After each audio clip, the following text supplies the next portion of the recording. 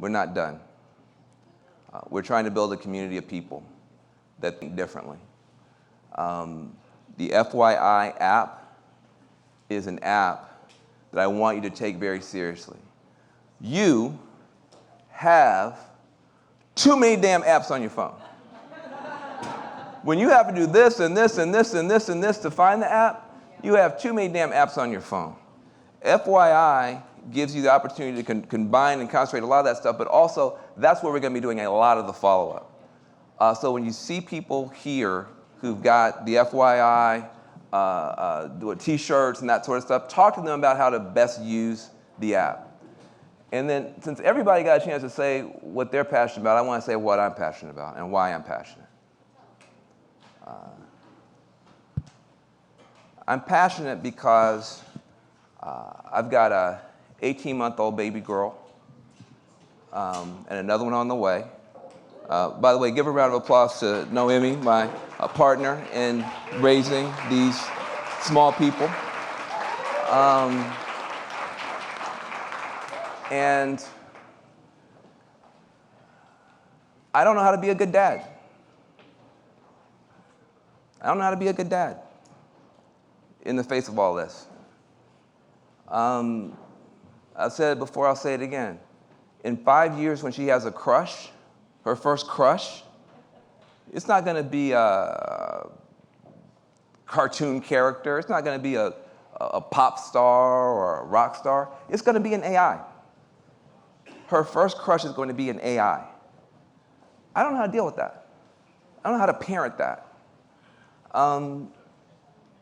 30 years from now, when she decides, I hope to become a parent, because of biotech, you heard the argument about biotech and creating your own body with the machine, whatever. Because of biotech, she may be able to open up a laptop or do some kind of holographic interaction and genetically design my grandchildren.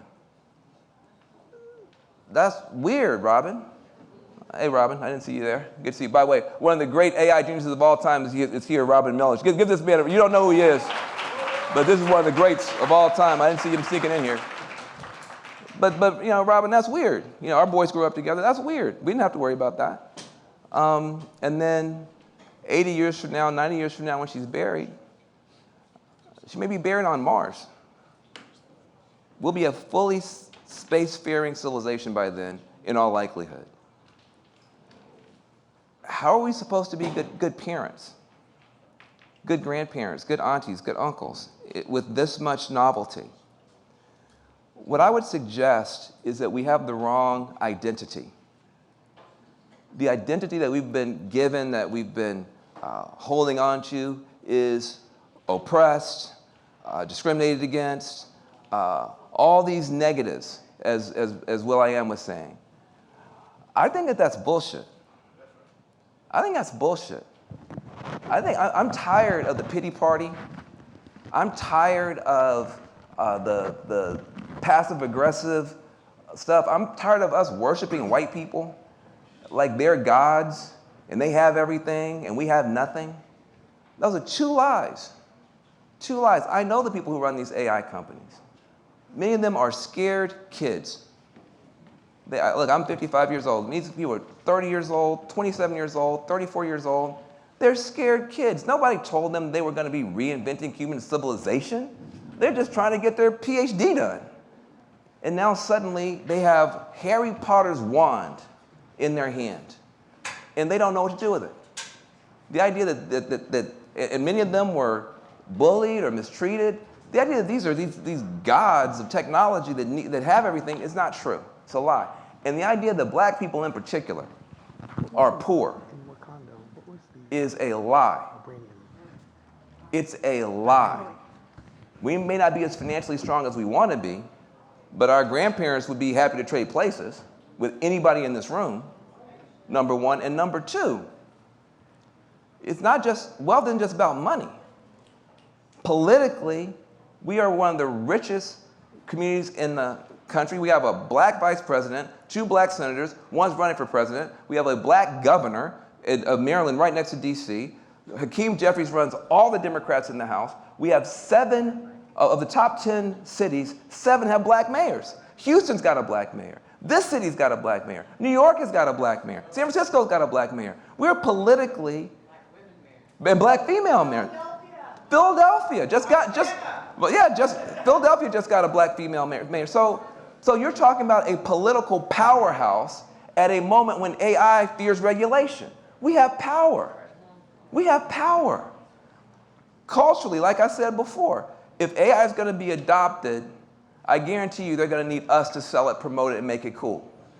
There's nobody else to sell it, promote it, and make it cool because that's what we do. We have a monopoly on that. You may have heard of Jay-Z, LeBron. Some of these people in our community are somewhat well known. We have power. We're wealthy. And the other problem AI has is a problem of ethics. Ethics, what's right and what's wrong. What's fair and what's not fair. Our community for 400 years has been at the forefront of that conversation. You may have heard something called the Civil Rights Movement, the Black Church, Ella Jo Baker, Fannie Lou Hamer, Dr. Martin Luther King. We are spiritually rich, ethically rich, we are culturally rich, we're politically powerful. We cannot come to this table crying, begging, and acting like victims of some stuff that hasn't even been created yet. How are you going to be victimized of something that doesn't even exist yet? That is strictly in your mind. That is strictly in your mind. And if we change what's in our mind, we can change the whole future. Not just for us, but for everybody. And I take this as seriously as I've taken anything else in my life. I want to be a good dad. I want to be a good dad. I am not going to let people who don't have our ethics, don't have our spirituality, don't have our soul, don't have our heart, determine the future for my daughter. I'm not going to do that.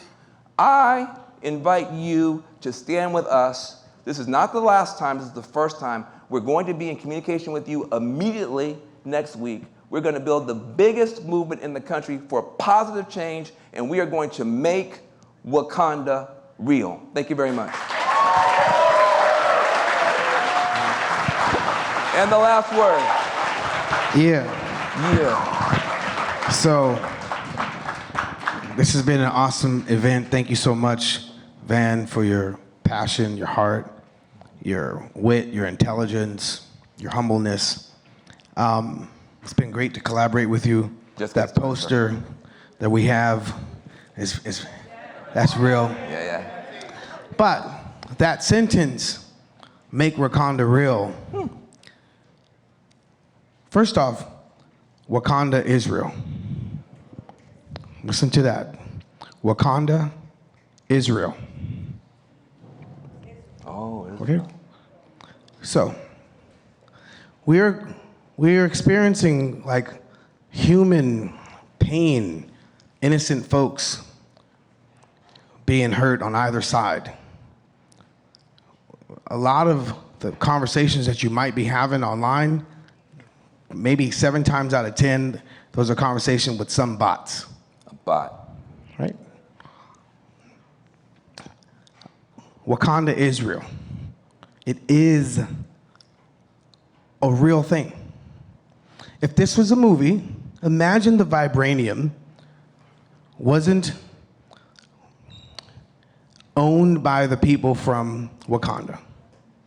Imagine they were going through turmoil, just inhumane realities to keep them away from understanding the power of vibranium. Imagine that was the plot for that movie, Black Panther. Imagine they were just trying to survive in their land where under them is this amazing mineral. They had no clue of what it was because they were just trying to survive. Wakanda, Israel. Hold on.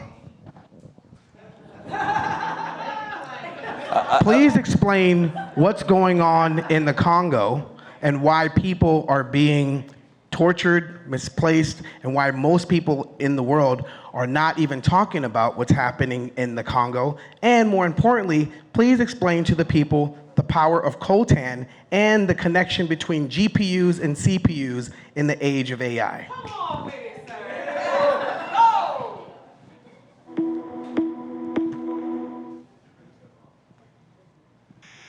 situation in the Congo is incredibly complex and heartbreaking.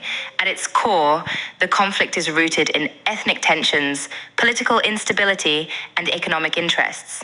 The exploitation of natural resources like coltan, which is used in the production of electronics like GPUs and CPUs, has been linked to human rights abuses and has fueled the conflict. The international community has been slow to respond, and the suffering of the people in the Congo is often overlooked. The widespread use of AI in our daily lives only adds to the urgency of addressing the situation in the Congo, as it highlights the ethical implications of our reliance on resources that are connected to human rights violations. It's a sobering reminder of the responsibility we all have to ensure that our technological advances are not built on the backs of exploited people. So, Damn. it's real. But the movie plot's been twisted. If the Congo benefited from coltan, it would be the most powerful, richest country on the earth, because every single phone has coltan in it. All the GPUs and CPUs that's powering these AI systems need it. So why is the Congo the most unheard displacement of people? Why aren't we talking about it? There's a war happening there. People are mining to make our phones work, our computers work. So when we say make Wakanda real, are we really trying to make it real? We gotta identify where the power is. We have to identify what we can build as a community, as a people. Things that are under folks where they've been living this whole time. It's the most powerfulest natural resource on earth. So when you pick up your phone, you could use it to scroll, you could use it to check the feed, but just know you've been feeded on. Wow. Well, look. It's a feed. It's a feed.